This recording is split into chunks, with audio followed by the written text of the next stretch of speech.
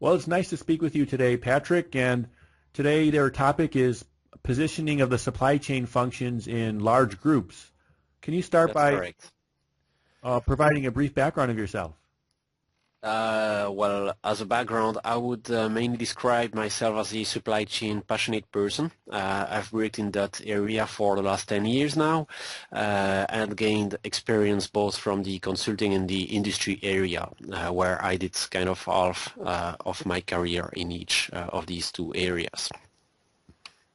Okay, and can you explain what do you mean by positioning of the supply chain functions in large groups? Well, this is a quite usual topic that we see both at client sites and also a question that is raised by the students while teaching. They often ask how the supply chain function should be positioned within the organization.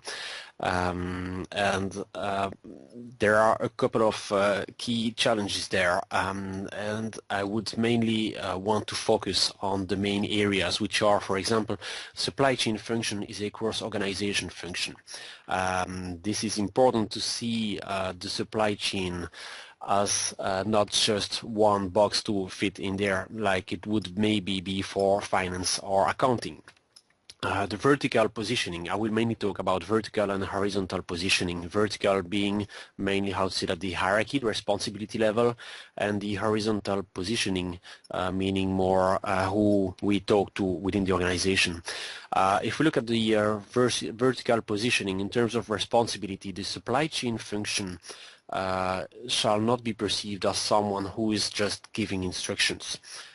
This is not the person that must absolutely have the responsibility over the whole and the entire operations. That's more left for the industrial director or the COO. But this is more a key influencer within the company. That's a person that is seen as someone who is willing to reach a global objective instead of achieving local targets for a specific department. That is a first point. Some threats are that the supply chain lead within the company has to deliver both highly practical, factual results-driven function and still be able to be good at maintaining productive relationships across the organization. The horizontal positioning is also very important. The supply chain lead is not just a hierarchy leader, as we just said. It's also he needs to be positioned as a trustful influencer, and that is why within the organization we have seen a lot of different perception of the supply chain function. Some sees the supply chain function as a more IT related function, ERP, softwares, when others sees it as a more related to, as a function related more to procurement. My personal understanding is that the supply chain professional understands the key challenges and basic of all operations related function and make them work as one to reach a global optimum. That is how I would, what I mean by positioning of supply chain function in large groups. And why is it important? Well, that is pretty straightforward. The positioning of that function makes it either possible or not to achieve the expected results and perform as expected.